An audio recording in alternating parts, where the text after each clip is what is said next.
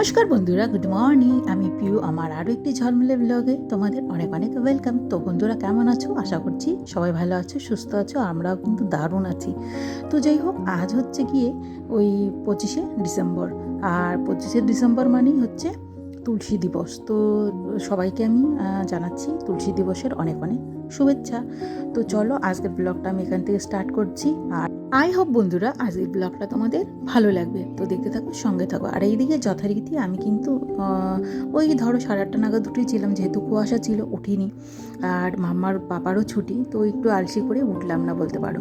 তো যাই হোক, উঠে তারপরে অনেকটা কাজ করে ফেলেছি। এইদিকে আমি পুজো টুজো দেওয়া কমপ্লিট করে ফেলেছি, ঘরটর মুছেও ফেলেছি তার আগে। তারপরে মাছটা যে ভেজে নিয়েছি, দেখলাম মাম্মা উঠে গেছিলো। আর তারপরে আর কি মাম্মাকে আমি বাথরুমে দিয়ে বিছানাটা গুছিয়ে নিলাম। আর এইদিকে দেখতে পাচ্ছ আমি কিন্তু চলে এসেছি এই যে কিচেনে। আর এই এক তরকারি ভাত রান্না করেই কিন্তু আমরা চলে যাব। আর আগে ভেবেছিলাম যে রেস্টুরেন্টে খাবো, তারপরে বেরোবো। তারপরে ভাবলাম যে মাছটা রয়েছে সেটাই রান্না করি। তো এই যে চিতল মাছটা রয়েছিল 4 পিস, তো সেগুলোই আর মাথা নিয়ে 5 পিস আর কি। মাথাটা আর কি আজকে করবো না। তো এখন আপাতত কোনো মতন আর কি ওই ঝোলটাই করবো, এটা খেয়ে বেরিয়ে যাব। তো এই যে আলু ফুলকপি দিয়ে করবো, আর সঙ্গে আমি বড়ি দেবো। তো দেখতে থাকো বন্ধুরা, সঙ্গে থাকো। আর আজকে না ভেবেছিলাম যে দূরে যাব, তো দেখলাম ওয়েদারটা খারাপ বলে না ইচ্ছে করলো না যে মাম্মাকে নিয়ে তো দূরে যাবো। আর আজকাল বলতে পারো আমারও ঘুরতে কমই ইচ্ছে করে। আর দেখো, মাঝে মধ্যে কোথাও না গেলেও নয়, মাঝে মধ্যে একটু বেরোতে হয়, নয়তো জীবনটা না একঘেয়ে হয়ে যায়। আর আগে বলতে পারো প্রত্যেক রবিবারেই বেরোতাম, এখন সেটা আর হচ্ছে না।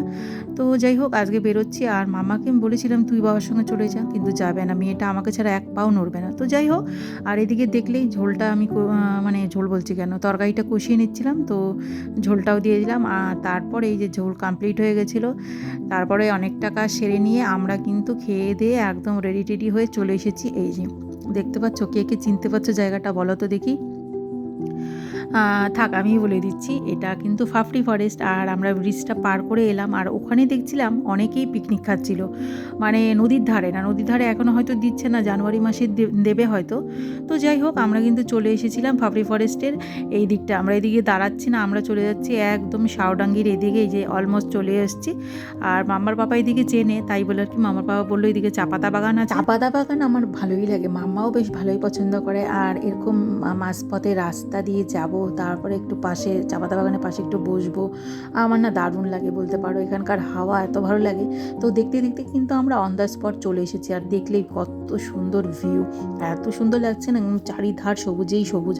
আর এখানে এসে দেখছি যে কত লোক যে পিকনিক খাচ্ছে, কি বলবো তোমাদের।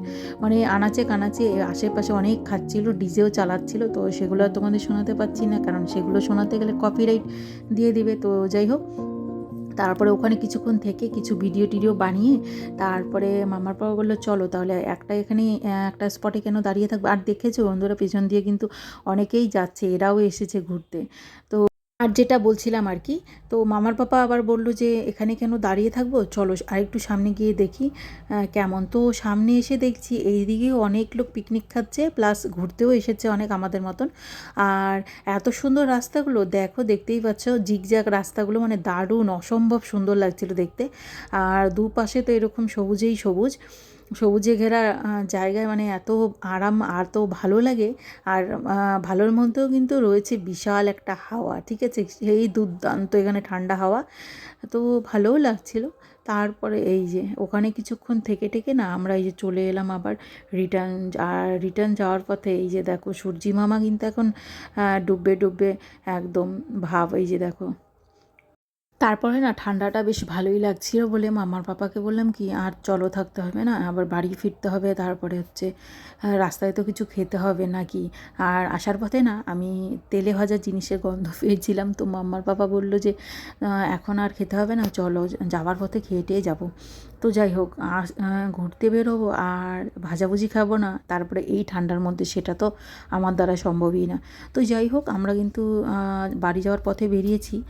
বন্ধুরা, এই যে যেতে যেতে না এখানে দাঁড়িয়ে পড়লাম, কেন জানো তো, এখানে না হয়েছে অনেকগুলো চাপাতা ফুল, এই যে দেখো কি সুন্দর চা পাতা ফুল হয়েছে। তো এগুলো না নিয়ে কি বাড়ি ফিরবো, সেটা হয় বলো তো? আর কারা কারা চা পাতা ফুলের পকোড়া খাও বা বড়া খাও অবশ্যই কিন্তু কমেন্টে জানিও। আর আমি খাই এখন 10 বছর হয়ে গেল খাইনি, 10 বছর আগে বলতে পারো, বিয়ের আগে খেয়েছিলাম, কিন্তু স্বাদটা কিন্তু অসাধারণ হয় জানো তো, খুবই ভালো হয় খেতে।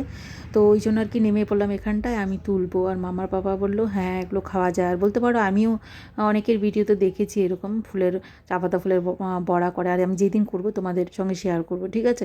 আর এই যে আজকে তো এখান থেকে নিয়ে যাচ্ছি, কালকে কালকে করা হবে না, হয়তো করলে পরশু দিন করবো। তো যাই হোক, এই যে এদিকে আবার মামাও তুলতে চলে এলো, আর অনেকটাই ছিল এখানটায়।